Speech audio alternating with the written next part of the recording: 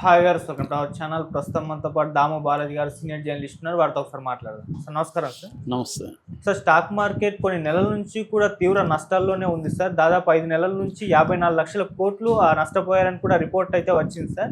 ఈ స్థాయి నష్టం ఇంతకుముందు ఎప్పుడు జరగలేదని కూడా చెప్తున్నారు. ఎందుకు స్టాక్ మార్కెట్ నష్టాల్లోనే అంటే జరుగుతూనే ఉంది? ఏం జరిగింది సార్? 54 కాదు, 94 లక్షల కోట్లు. 5 నెలల్లో 94 లక్షల కోట్లు స్టాక్ మార్కెట్లో నష్టం వచ్చింది. నిన్న ఒక్క రోజుకే 9 లక్షల కోట్లు తుడిచిపెట్టుకుపోయింది.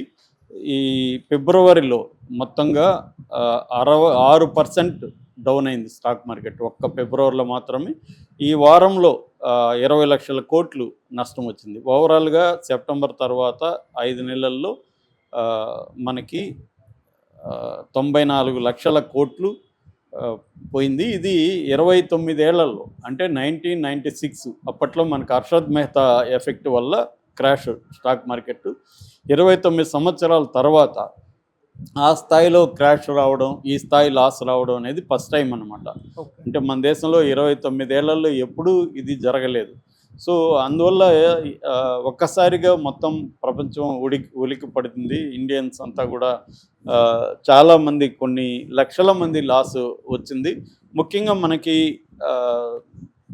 బిఎస్సి అని, ఎన్ఎస్సి అని 2 ఉంటాయి. బాంబే స్టాక్ ఎక్స్చేంజ్, తర్వాత national stock exchange. Bombay stock exchange 12% పడిపోయింది 5 నెలల్లో. నేషనల్ స్టాక్ ఎక్స్చేంజ్ 15% పడిపోయింది. ఇక మిడ్ క్యాప్ అంటారు, మిడ్ క్యాప్ 100 అంటారు. మిడ్ క్యాప్ 100 ఏమో 20% పడిపోయింది.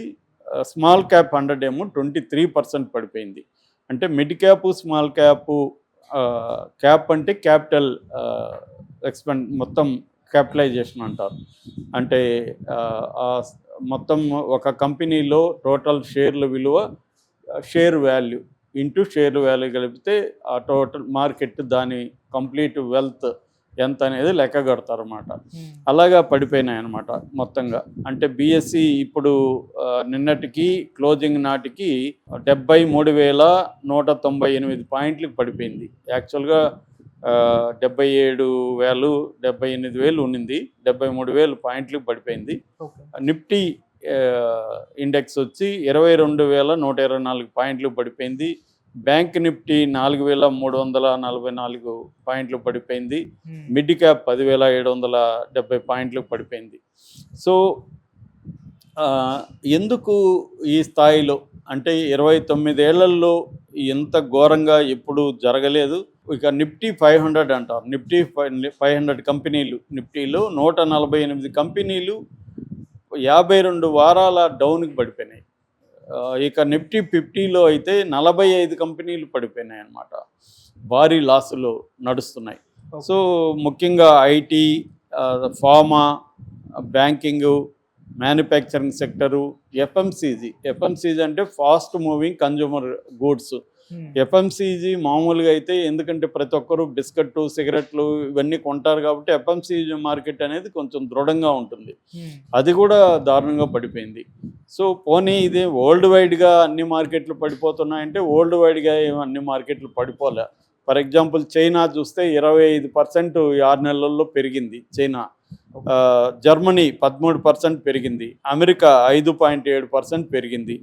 ఇక యూరప్, జపాన్ మాత్రం అంత పెరగలేదు, అట్టని దారుణంగా పడిపోలేదు. కాషస్ గ్రోత్ అంటారు.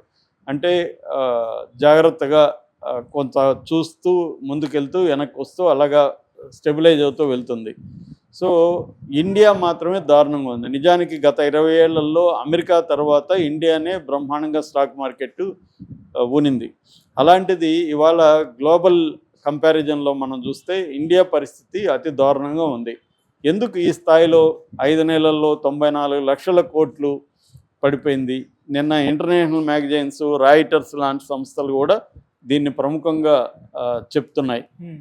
ఎందుకు అన్నప్పుడు, నిన్న ఒక్కరోజు మాత్రం ఇలా జరగడానికి ఇమ్మీడియట్ కారణం ఏంటంటే, ట్రంప్ మెక్సికో అండ్ కెనడా వీళ్ళ మీద టారిఫ్స్ 25%, చైనా మీద 10% మార్చి 4 నుంచి అమలవుతుందని ప్రకటించాడు. ఒక నెల ఆయన వాటిని పాజ్ ఇచ్చాడు, మళ్ళీ మార్చి 4 నుంచి అన్నాడు. దాని ఎఫెక్ట్ అనేది అంటున్నారు. బట్ ఓవరాల్గా దీని మీద నిపుణులు చెప్తున్న కారణాలు ఏంటంటే, ఒకటి ట్రేడ్ వార్స్ జరగబోతున్నాయని, అంటే ట్రంప్ పెట్టబోతుండే దీనివల్ల ట్రేడ్ వార్స్ ఒకటి. రెండోది నిన్న ఉక్రెయిన్ ప్రెసిడెంట్ జెలెన్స్కీకి ట్రంప్ వ్యాన్స్కి మధ్య ఓపెన్గానే చాలా గొడవ జరిగి ప్రెస్ మీట్ నుంచి జెలెన్స్కీ వెళ్ళిపోయి పీస్ టాక్స్ ఇదైంది. కాబట్టి ఉక్రెయిన్ రష్యా యుద్ధం ఇప్పట్లో అంతమయ్యేట్టుగా లేదు అనేది ఒక సిగ్నల్. ఇక అంటే దీన్ని మనం జియో పాలిటిక్స్లో భాగంగా చూడొచ్చు. జియో పాలిటిక్స్ అనేది మ్యాక్రో ఎకనామిక్స్, మామూలుగా ఒక స్టాక్స్ మీద macro economics effect, micro economics effect పడుతుంది. ఈ మ్యాక్రో ఎకనామిక్స్ ఎఫెక్ట్స్ అంటే జియో పాలిటిక్స్, ట్రేడ్ వార్స్ ఇవన్నీ కూడా దీని మీద పడుతుంది. అట్లాగే మన కంపెనీల మీద సుంకాలను పెంచాడు ఎవరు, ట్రంప్, మన ఎక్స్పోర్ట్ మీద. ఆల్రెడీ చాలా వాటికి పెరిగిపోయినాయి. ముఖ్యంగా ఫార్మా సెక్టరు వాటికి ఇచ్చే ఎయిడ్స్ని తగ్గించేశాడు. వీటన్నిటి ఎఫెక్ట్ వల్ల కూడా మన మీద పడింది. ఇక రెండవ కారణం వీక్ కార్పొరేట్ అర్నింగ్స్ అన్నమాట. అంటే కార్పొరేట్ క్వార్టర్ లాభాలు అన్నీ కూడా బలహీనంగా ఉన్నాయి. ముఖ్యంగా banking, IT, manufacturing sector, FMCG ఇవన్నీ కూడా బలహీనంగా ఉన్నాయి. అదొక కారణం. నెక్స్ట్ వచ్చి కన్జంప్షన్ బాగా పడిపోయింది.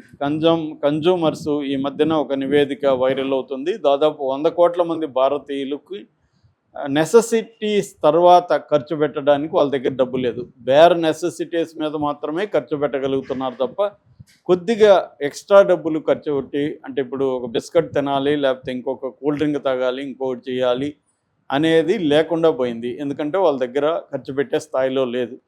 దీనికి ప్రధాన కారణం ఏంటంటే ఇన్కమ్స్ పడిపోయినాయి బాగా. ముఖ్యంగా గ్రామీణ ఇన్కమ్స్ పడిపోయినాయి. అర్బన్లో ఏమో ప్రైవేట్ కంపెనీల్లో జీతాలు అనేవి పెరగట్లేదు. ఉద్యోగాలు కూడా చాలామంది కోల్పోతున్నారు. కాబట్టి వీళ్ళు ఖర్చు పెట్టే పరిస్థితి లేదనమాట. ఇక మూడోది ఏమో ఫారిన్ ఇన్స్టిట్యూషనల్ ఇన్వెస్టర్స్, ఎఫ్ఐఐ అంటారు. వీళ్ళు దాదాపు ఈ 5-6 నెలల్లో 2 లక్షల కోట్ల రూపాయల వర్త్ ఉండే డబ్బుని వాళ్ళు విత్డ్రా చేసుకున్నారు. సో మామూలుగా ఒక కంపెనీలో మనం షేర్ కొనాలా లేదనే దానికి కొన్ని క్రైటీరియా చూసేటప్పుడు ఫారిన్ ఇన్వెస్ట్మెంట్ ఎంత ఉంది, డొమెస్టిక్ ఇన్స్టిట్యూషనల్ ఇన్వెస్ట్మెంట్ ఎంత ఉంది, ఇవన్నీ చూస్తారు. సో ఫారిన్ ఇన్స్టిట్యూషనల్ ఇన్వెస్ట్మెంటు బలంగా ఉంటే ఆ కంపెనీ బలంగా ఉందనేది మనకు ఒక గుర్తు. ఇప్పుడు వాళ్ళు విత్డ్రా చేసుకున్నారు. నిన్నొక్క రోజే 11 కోట్ల 11,639 కోట్లు విత్డ్రా చేసుకున్నారు ఒక్కరోజే నిన్న. అలాగా ఈ మధ్యకాలంలో 2 లక్షల కోట్ల వరకు వాళ్ళు విత్డ్రా చేసుకొని వెళ్ళిపోతున్నారు. వాళ్ళు విత్డ్రా చేయడానికి కారణం ఏంటంటే అమెరికన్ మార్కెట్ చాలా బలంగా ఉంది ఇప్పుడు అక్కడ. కాబట్టి అమెరికాలో పెట్టుతున్నారు కంపెనీల్లో. అమెరికన్ కంపెనీల అంటే ఈ మధ్య అటు ఇటు అయింది కానీ మళ్ళీ పుంజుకుంది. నేను ఇందాక చెప్పినట్టు 5.7% గ్రోత్ కనపడుతూ ఉంది. ఇంకా ఫ్యూచర్ మీద బాగా హోప్ ఉందన్నమాట. అమెరికన్ కంపెనీల్లో పెట్టాలనేది వాళ్ళ ఇది. సో ఇక మూడవది ఇన్ఫ్లేషన్. మనకి 5 నుంచి 6% ఇన్ఫ్లేషన్ పెరుగుతుంది. మొన్నటి వరకు జీడిపి కూడా 5.6% ఉంది. నిన్ననే అనౌన్స్ చేశారు జీడిపి కొద్దిగా ఆశాజనకంగా ఉంది. 6.2% పెరిగింది ఇప్పటికేని. కానీ మనం ఎస్టిమేషన్ 8.8 పైన, కానీ 6కి వచ్చింది. ఇప్పుడు మళ్ళీ తగ్గదని గ్యారంటీ లేదు. అంటే ఇండియన్ ఎకానమీ మీద హోప్స్ అనేవి తగ్గుతున్నాయి గ్రోత్ మీద. అట్లాగే సెబీ న్యూ రెగ్యులేషన్స్ని తీసుకొచ్చింది. దానివల్ల కూడా ఇది జరిగిందని చెప్తున్నారు. అట్లాగే అమెరికాలో ఫెడరల్ రిజర్వ్ బ్యాంక్ వాళ్ళు ట్యాక్స్కి సంబంధించి పెంచుతారా తగ్గిస్తారా అనేది ఒక అనిశ్చితి కనిపిస్తూ ఉంది. తర్వాత ఏముందంటే మన గత కొంతకాలంగా మన ఇండియన్ కంపెనీలో స్టాక్ వాల్యుయేషన్ ఎక్కువ పెరిగేసింది. అంటే ఇప్పుడు ఒక కంపెనీ అసలు విలువ 100 రూపాయలు ఉంటే ఒక షేర్ విలువ ఉండాల్సి ఉంటే 100 రూపాయలు అసలు విలువ అయితే అది 1000-2000 పెరిగిపోయింది. సో దానివల్ల ఆటోమేటిక్గా వాల్యుయేషన్ ఎక్కువ ఉన్నప్పుడు అది కరెక్షన్ అనేది కామనే అనేది కూడా ఒక వాదన వినిపిస్తుంది. ఈ మామూలుగా పెట్టుబడులు పెట్టే వాళ్ళని 2 రకాలుగా డివైడ్ చేయొచ్చు బ్రాడ్గా. వాల్యుయేషన్ గ్రోత్ ఇన్వెస్టర్లు, వాల్యుయేషన్ ఇన్వెస్టర్లు. అంటే వాల్యుయేషన్ ఇన్వెస్టర్లు ఏం చూస్తారంటే వాల్యూ ఎక్కువ ఉంది ఆల్రెడీ, ఈ కంపెనీ మంచిదే కానీ దాని వర్త్ 100 రూపాయలు ఉంటే 1000 రూపాయలకి ఆల్రెడీ ఉంది, ఇప్పుడు మనం కొంటే అది ఖచ్చితంగా పడిపోతుంది అని చెప్పి కొనరు. గ్రోత్ వాళ్ళు ఏం చేస్తారంటే ఈ కంపెనీ గ్రోత్ ఇంకో 10 ఏళ్ళలో అవుతుంది కాబట్టి 1000 రూపాయలు ఉన్నా పర్వాలేదని పెడతారు. అలాగా పెట్టిన వాళ్ళందరూ ఇప్పుడు లాస్లో ఉన్నారని చెప్తున్నారు. గ్రోత్ని నమ్ముకొని పెట్టిన వాళ్ళందరూ లాస్కి వెళ్ళిపోయారనేది ఒక వాదన. ఓకే. మన జీరోదా అనే ఒక స్టాక్ మార్కెట్ బ్రోకరేజ్ సంస్థ ఉంది. వాళ్ళు ఏం చెప్తున్నారంటే మన ఇండియాలో 16 కోట్ల డీమ్యాట్ అకౌంట్లు ఉన్నాయి, కానీ ట్రేడింగ్ చేస్తుండేది 1 కోటి 2 కోట్ల లోపలే ఉన్నారు, 30% పడిపోయింది. ఇది ఎప్పుడు మేము మా సంస్థ స్థాపించినప్పటి నుంచి ఇప్పటి వరకు ఎప్పుడు కూడా ఇలా జరగలేదనేది వాళ్ళు చెప్తున్నారు. సో అయితే ఇంత ఘోరంగా ఇంకెంతకాలం ఉంటుందనేది చాలామందికి వచ్చిన ప్రశ్న. ఆల్రెడీ మా ఫ్రెండ్స్ కూడా చాలామంది మేము అమ్మేయాలా, మా స్టాక్స్ ఎప్పటి నుంచో కొన్నాము, ఏం చేయాలని అడుగుతున్నారు. వీళ్ళందరికీ సమాధానం చెప్తున్న ఎక్స్పర్ట్లు ఏం చెప్తున్నారంటే ఈ 2025 మిడ్ వరకు అయితే ఈ పరిస్థితే ఉంటుంది. మిడ్ తర్వాత స్లోగా మళ్ళీ పికప్ అవుతుంది. ఈ రెండుకి మళ్ళీ గత వైభవం వస్తుంది, ఖచ్చితంగా అన్నీ పెరుగుతాయి. ఇది సర్దుకోవడానికి కొంత టైం పడుతుంది. కొంత మ్యాక్రో ఇది కానీ ఇండియన్ ఎకనామీ ఇక్కడ డొమెస్టిక్ మార్కెట్ కానీ పుంజుకోవడానికి టైం పడుతుంది. ఒక మంచి శకునం ఏంటంటే జీడిపి 5.6 నుంచి 6.2కి పెరిగింది.